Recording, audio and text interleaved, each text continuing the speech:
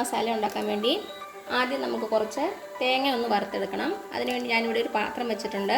നമുക്കതിലേക്ക് കുറച്ച് വെളിച്ചെണ്ണ ഒഴിച്ചു കൊടുക്കാം. കുറച്ച് മതി, 1 ടീസ്പൂണോളം മതിയാകും കേട്ടോ. അപ്പോൾ നമ്മുടെ എണ്ണ ചൂടായിട്ടുണ്ട്. ഇതിലേക്കൊരു 3/4 കപ്പ് തേങ്ങ ഇട്ട് കൊടുക്കാം.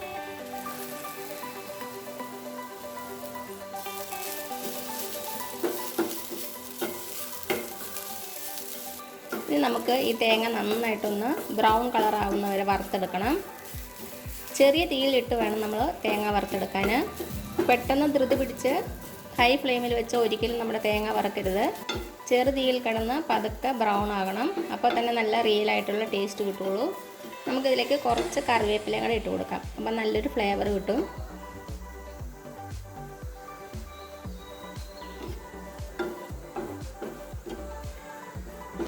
അപ്പം നമ്മുടെ തേങ്ങ ഉണ്ട് നല്ല പൊടി പൊടിയായിട്ടല്ലേ ഇരിക്കണത്.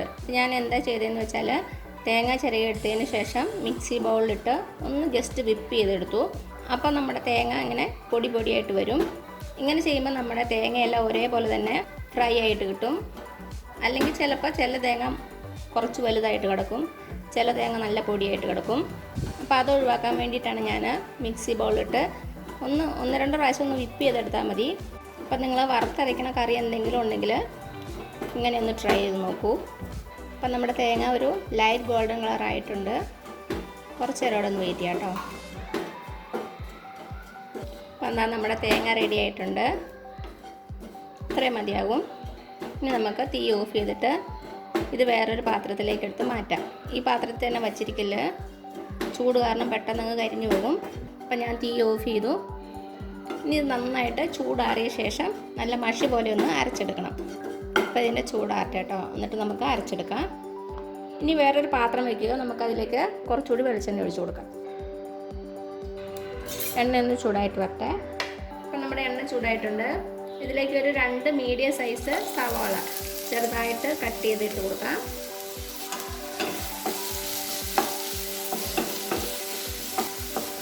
ഇനി നമ്മുടെ സവാള നന്നായിട്ട് വഴറ്റിയെടുക്കണം. ഒരു ഗോൾഡൻ ബ്രൗൺ ആകുന്ന വരെ ഒന്ന് വഴറ്റിയെടുക്കാം. കുറച്ച് കറിവേപ്പില കൂടി ഇട്ട് കൊടുക്കാം കേട്ടോ.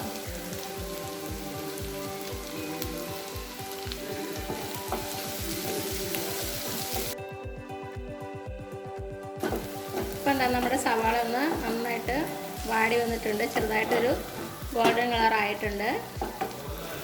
2-3 മിനിറ്റ് കൂടി ഒന്ന് വഴറ്റി കൊടുക്കാം. ഇത്രയും മതിയാകും. ഇനി ഇതിലേക്ക് നമുക്ക് 2 ടീസ്പൂൺ ഇഞ്ചി വെളുത്തുള്ളി പേസ്റ്റ് ഇട്ട് കൊടുക്കാം. ഇനി ഇതിൻ്റെ പച്ചമണം മാറുന്നവരെ ഒന്ന് വഴറ്റി കൊടുക്കുക. ഇഞ്ചിയുടെയും വെളുത്തുള്ളിയുടെ നല്ലൊരു സ്മെല്ല് വരുന്നുണ്ട്. ഇനി ഇതിലേക്ക് നമുക്ക് 2 മീഡിയം സൈസ് തക്കാളി ചെറുതായിട്ട് അരിഞ്ഞിട്ട് കൊടുക്കാം.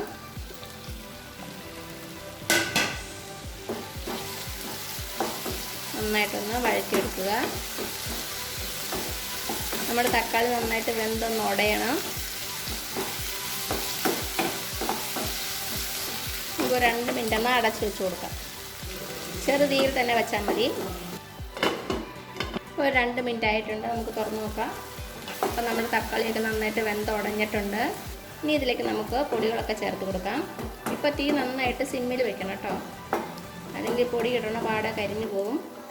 ഒരു 1/4 ടീസ്പൂൺ മഞ്ഞൾപ്പൊടി, 1 ടീസ്പൂൺ മുളക് പൊടി. ഇത് നിങ്ങളുടെ എരിവിനനുസരിച്ച് മാറ്റം വരും കേട്ടോ. നല്ല എരിവാണെങ്കിൽ 1.5 ടീസ്പൂണോളം ഇട്ടോളൂ. 2 ടീസ്പൂൺ മല്ലിപ്പൊടി, 1/2 ടീസ്പൂൺ കുരുമുളക് പൊടി എല്ലാം കൂടെ ചേർത്ത് നന്നായിട്ടൊന്ന് പച്ചമണം മാറുന്ന വരെ വഴറ്റി കൊടുക്കുക. ചെറു തീയിൽ വെച്ച് തന്നെ 1 മിനിറ്റ് ഒന്ന് വഴറ്റി കൊടുക്കണം. അപ്പോഴേക്കും നമ്മുടെ പൊടികളുടെ പച്ചമണമൊക്കെ ഒന്ന് മാറിയിട്ടുണ്ടാവും. ഇപ്പോൾ 1 മിനിറ്റ് കഴിഞ്ഞിട്ടുണ്ട്. നമ്മുടെ പൊടികളുടെ പച്ചമുളകൊക്കെ ഒന്ന് മാറി. ഇനി ഇതിലേക്ക് നമുക്ക് ഉരുളക്കിഴങ്ങും ക്യാരറ്റും കൂടെ ഇട്ട് കൊടുക്കാം. ഞാനിവിടെ ഒരു 4 മീഡിയം സൈസ് ഉരുളക്കിഴങ്ങും ഒരു വലിയ ക്യാരറ്റുമാണ് എടുത്തേക്കണത്. 2 ക്യൂബ്സ് ആയിട്ട് കട്ട് ചെയ്തേക്കും കേട്ടോ. 2 കൂടെ നന്നായിട്ടൊന്ന് ഇളക്കി കൊടുക്കുക. നമുക്കിതിലേക്ക് ആവശ്യത്തിനുള്ള ഉപ്പും കൂടെ ചേർത്ത് കൊടുക്കാം. നന്നായിട്ടൊന്ന് മിക്സ് ആയിട്ടുണ്ട്. ഇനി ഇതിലേക്ക് നമുക്കൊരു 1/2 കപ്പ് തേങ്ങാപ്പാൽ ഒഴിച്ചു കൊടുക്കാം.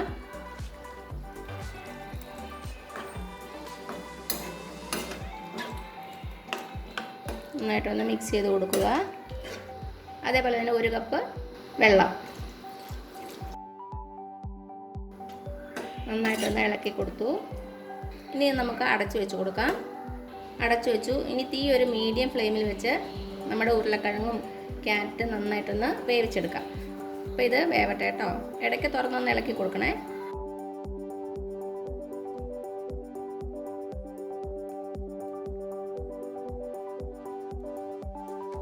ഇപ്പോൾ ഒരു 8-10 മിനിറ്റ് ആയിട്ടുണ്ട്. നമുക്ക് തുറന്ന് നോക്കാം.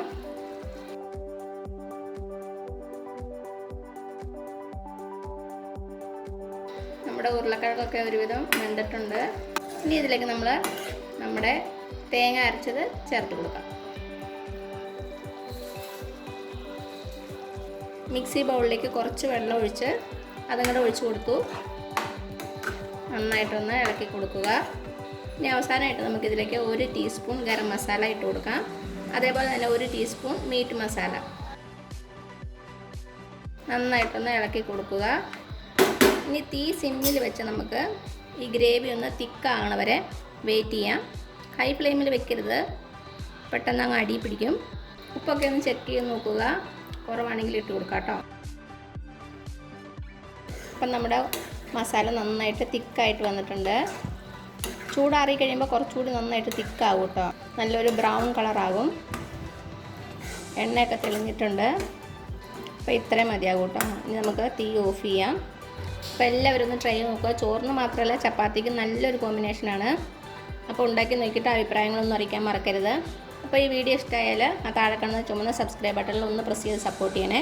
അപ്പോൾ അതിന് തൊട്ടടുത്തൊരു ബെല്ലൈക്കൺ വരും, അതുകൂടെ പ്രസ് ചെയ്ത് ഓൾ എന്നുള്ള ഓപ്ഷൻ കൊടുക്കുക. ഇനി പുതിയൊരു റെസിപ്പി ആയിട്ട് വരുന്നവരേക്കും thank you so much. By.